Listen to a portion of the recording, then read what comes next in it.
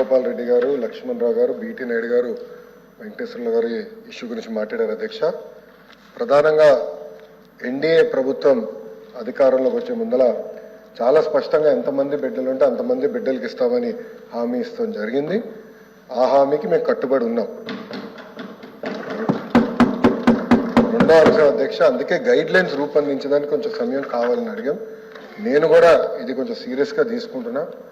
మంత్రులందరితో కూడా మేము చర్చిస్తున్నాం. గతంలో జరిగిన లోటుపాట్లు జరగకూడదనేది మా లక్ష్యం. మీరన్నట్టు గతంలో 15,000 రూపాయలని, తర్వాత అది కాస్త నెక్స్ట్ ఇయర్ 14,000కి అయింది, తర్వాత 13,000కి అయింది. 1,000 రూపాయలు టీఎంఎఫ్ అన్నారు, ఇంకో 1,000 రూపాయలు ఎస్ఎంఎఫ్ అని అది డబ్బులు తీసుకుంటాం జరిగింది. అంతేకాకుండా ఎలిజిబిలిటీ క్రైటీరియా కూడా మార్చడం జరిగింది అధ్యక్ష. గ్రామాలు వచ్చే గల 5,000 రూపాయలు నెలకు వస్తే ఆటోమేటిక్గా వాళ్ళు ఎలిజిబుల్ అనేది, 5,000 కన్నా తక్కువ వస్తే ఎలిజిబుల్ అన్నారు. అట్లా మళ్ళీ దాన్ని మార్చారు. భూమి కూడా అది కూడా మార్చారు. దాని తర్వాత ఎలక్ట్రిసిటీ కన్జంప్షన్ విషయంలో కూడా కొన్ని నుసుకలు జరిగినాయి. ఇంతేకాకుండా పాదయాత్రలో కూడా నేను అనేక మందిని కలిసినప్పుడు వాళ్ళు చాలా స్పష్టంగా, మేము ఇప్పుడు అప్పు చేసి ఒక 4-వీలర్ 4th హ్యాండ్ బండి కొన్నాం అంటే 30,000 రూపాయలు 40,000 రూపాయలు పెట్టి ఒక స్కార్పియో కొనుక్కున్నాం. ఇమీడియట్గా తీసుకున్న వెంటనే మా తెల్ల కార్డు పోయింది, దానివల్ల మాకు రావాల్సిన సంక్షేమ కార్యక్రమాలన్నీ పోయినాయని వాళ్ళు నాకు చెప్తాం కూడా జరిగింది. ఇది కూడా మేము డిస్కస్ చేస్తున్నాం. ఎందుకంటే గ్రామ సచివాలయం, వార్డు సచివాలయాలు స్వామి గారి కింద ఉంది, మళ్ళీ ఆర్టీజీ నా కింద ఉంది. మీ ఇద్దరం కూర్చుని డేటాని కూడా ప్యూరిఫై చేయాలి, పకడ్బందీగా ఇది అమలు చేయాలనేది లక్ష్యంతో మేము చేస్తున్నాం అధ్యక్ష. సో మీకు ఎలాంటి సందేహంలో అవసరం లేదు. అర్హులు ఎంతమంది ఉన్నా ఇవ్వాలనేదే ఎన్డీఏ ప్రభుత్వం లక్ష్యం. అది మేము సాధిస్తాం. రెండోది, ఇది బోర్డు ప్రభుత్వం ప్రైవేట్ పాఠశాలలకు వెళ్ళే విద్యార్థులకి వర్తిస్తుంది. ఇంకో పక్కన పెద్దలు అన్నట్టు అధ్యక్ష, 2019 నుంచి 24తో పోల్చితే ప్రభుత్వ పాఠశాలలో సుమారుగా 72,000 మంది విద్యార్థులు తగ్గారు అధ్యక్ష. ఇది కూడా మేము చర్చిస్తున్నాం. ఎందుకంటే నాడు నేడు కార్యక్రమం ద్వారా వేలాది కోట్ల రూపాయలు ఖర్చు పెట్టిన విషయం వాస్తవం. కానీ ఎందుకు విద్యార్థులు తగ్గారు? గత ప్రభుత్వం సిబిఎస్ఈ తీసుకొచ్చింది.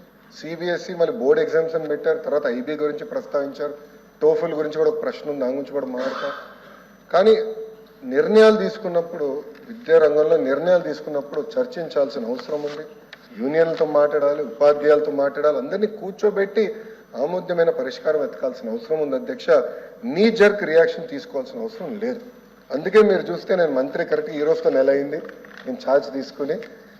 నేను కూడా అధికారులు చెప్పేది ఒకటి, రాబోయే సంవత్సరం ఏం చేయబోతున్నాం రోడ్ మ్యాప్ వేద్దాం, అందరితో చర్చిద్దాం, సంఘాలు అందరినీ కూర్చోబెడదాం, మాట్లాడదాం, వచ్చే సంవత్సరం నుంచి అమలు చేద్దాం. నాకు నచ్చింది కనుక ఇది ఇద్దాం, నాకు నచ్చలేదు కనుక ఇది తీసేద్దాం అనేది కరెక్ట్ కాదు. చర్చించిన తర్వాత నేను నిర్ణయం తీసుకుందాం అనేది ఒక లక్ష్యంగా మేము పెట్టుకున్నాం. పెద్దలు వెంకటేశ్వర గారు అన్నట్టు వాస్తవం, ప్రభుత్వ పాఠశాలలో అడ్మిషన్స్ తగ్గుతున్నాయి అంటే ఎలాంటి సందేహం లేదు. ఒక పక్కన ఎన్డీఏ ప్రభుత్వం రిక్రూట్మెంట్ కూడా చేస్తుంది. మీరు చూసారు, దాదాపు 16,000 మంది ఉపాధ్యాయుల రిక్రూట్మెంట్కి మేము తొలి అడిగేసాం. అది మేము నెక్స్ట్ అకాడమిక్ ఇయర్కి మేము పూర్తి చేస్తాం. కానీ ఇంకో పక్కన చూస్తే దాదాపు 11,000 పాఠశాలలో 10 కన్నా తక్కువ మంది విద్యార్థులు ఉన్నారు. ఎందుకున్నారు? ఎలా అడ్మిషన్స్ పెంచాలి, నాణ్యత ఎలా పెంచాలి, అసెస్మెంట్ ఎలా చేయాలి, టెక్నాలజీతో జోడించి ఎలా చేయాలి, first grade, second grade, third grade pressure లేకుండా సిస్టమేటిక్ ఎట్లా చేయాలనేది కూడా మేము చర్చిస్తున్నాం. పక్క రాష్ట్రాల్లో కూడా ఏం జరుగుతుందో మేము చూస్తున్నాం. అటు ఉత్తరప్రదేశ్లో ఒక మోడల్ ఉంది, ఢిల్లీలో ఒక మోడల్ ఉంది, పక్క రాష్ట్రాల్లో కూడా ఏం జరుగుతుందో అందరం చర్చిస్తున్నాం. అధికారులు కూడా ఒక టీం వేసాం, వాళ్ళు కూడా వెళ్ళి చూస్తున్నారు. వాళ్ళు నివేదిక ఇచ్చినా నేను కూడా వెళ్ళాలనుకుంటున్నా.